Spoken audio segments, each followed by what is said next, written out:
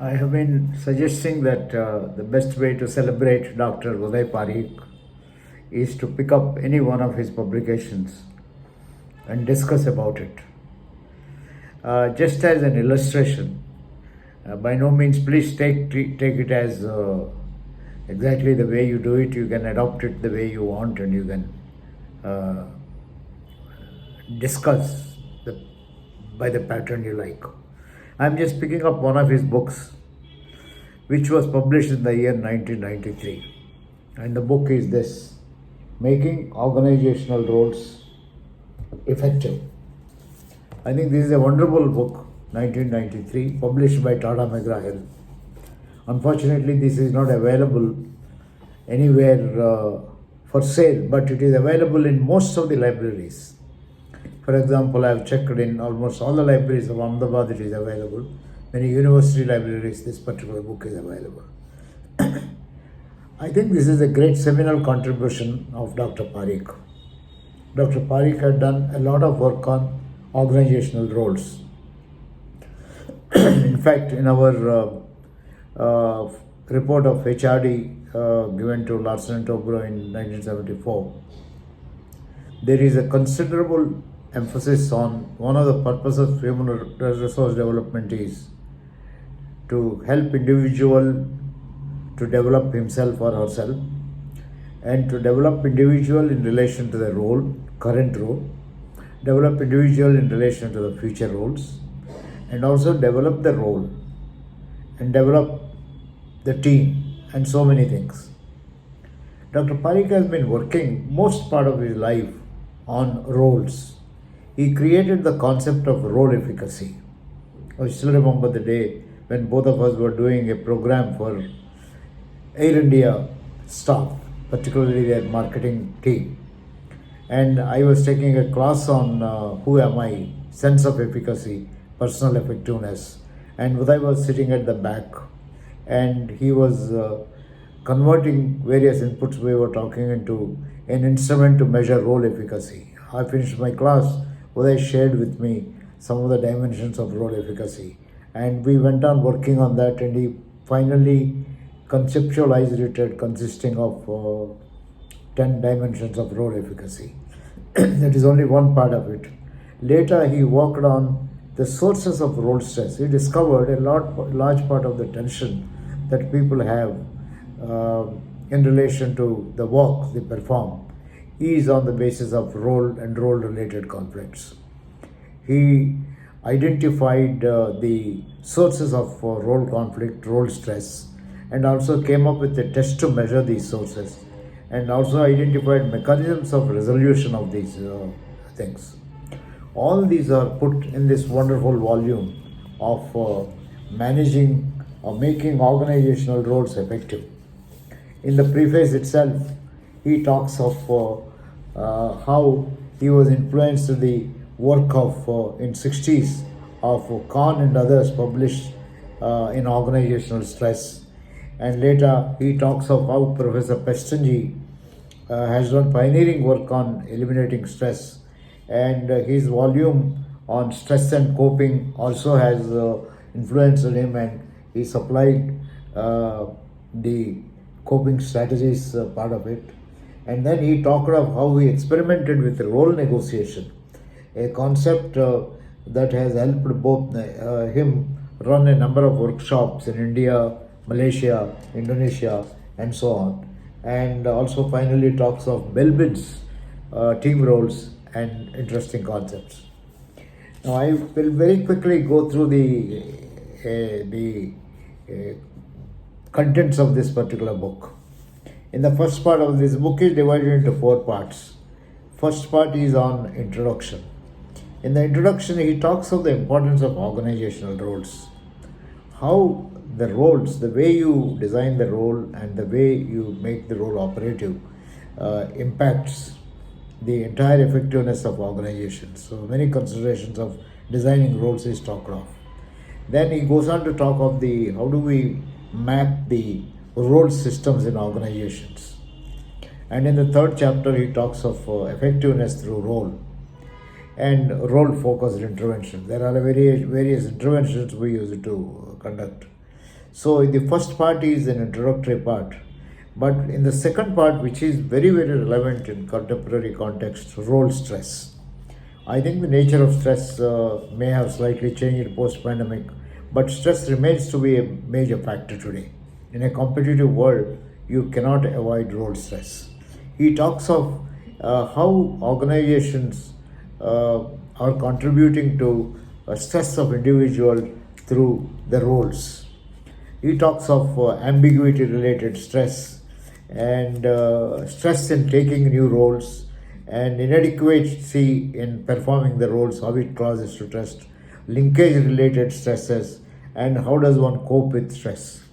I think his discovery, diagnosis of the sources of role stress, Professor Pestanji worked on it a lot more subsequently. But I think these are 5 chapters in the 6 chapters in this book on managing role stress is beautiful chapters which contribute to our understanding of the roles and coping strategies.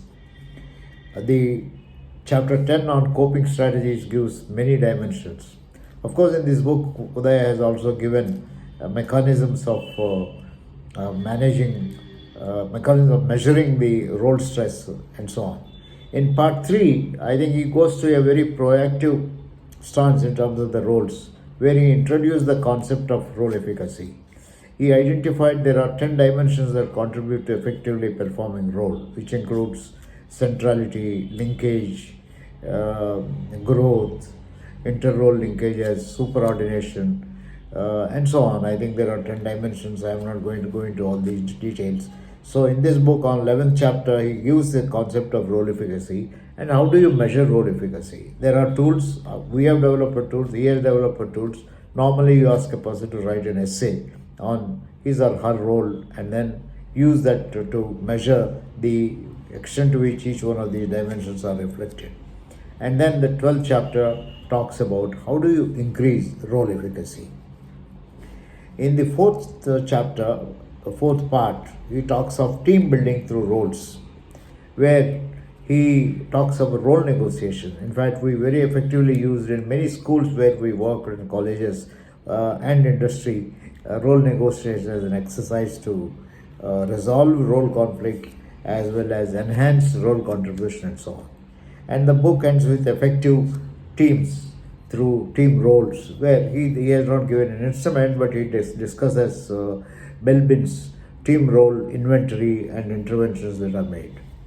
So if you happen to have this particular book, I think, I don't know how you can get it, maybe you can write to the Academy of HRD and get a soft copy of this book, and hopefully somebody will republish this book.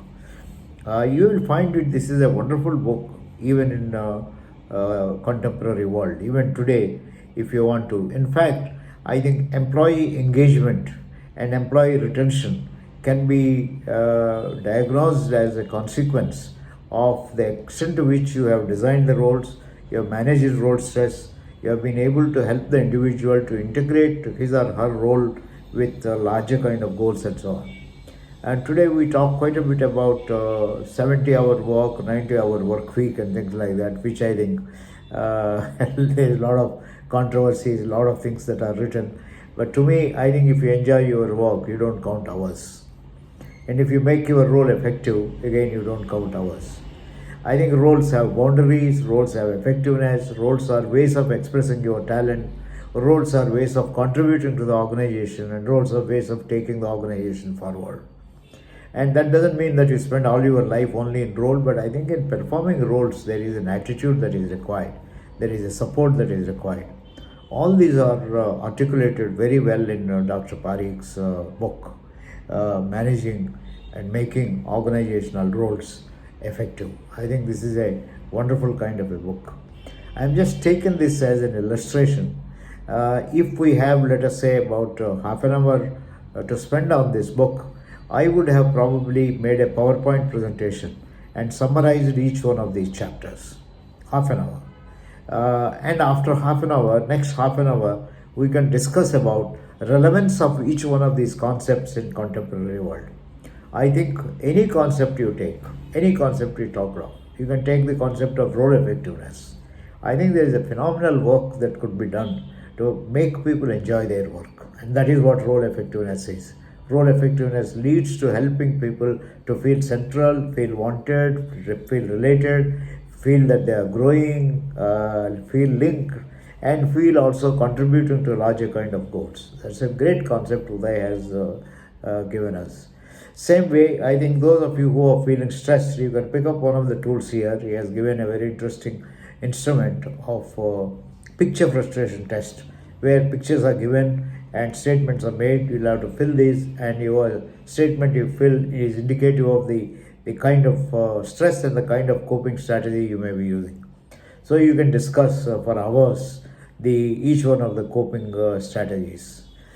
Same way, you can discuss the role negotiation as a technique, and so on. So I think this is a wonderful kind of a book, and this has been a great contribution. Udai has tested the concepts he talked about this book in large number of organizations in India. Many PhD and master students have used these tools. In Malaysia, this has been used. In Indonesia, it has been used. And also later in Europe, I have come across many references to his work. I still remember people from other countries writing to Udai, appreciating his work and asking for some of the tools and so on.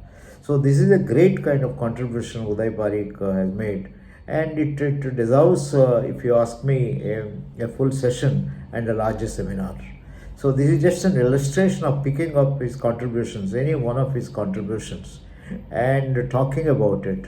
In fact, if people have access to the book and then about 4 or 5 panelists read, each one can talk about a part of his book and talk about how relevant it is even today. I think his works are, with slight tweaking, are extremely relevant post-pandemic, because all the philosophy all the time Udai Pareek had was a developmental philosophy, very humanistic kind of an approach, very positive and empowering kind of an approach. Friends, this is just to illustrate what are some of the ways in which we can celebrate Udai Pareek. I am expecting in this year, in the year 2025, which is the centenary year of Dr. Pareek, every month it will be nice if we pick up one book or one chapter or one article of him and spend about half an hour to 45 minutes. It's more than a tribute to Dr. Pareek. We are trying to get something out of Dr. Pareek's own contributions, out of his own kind of a work in a contemporary world.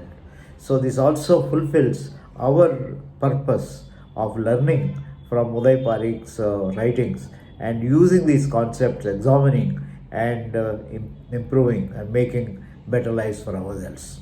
I hope you like this video, and I hope you will be able to do some of the things that I have talked of. All the best from TVRLS.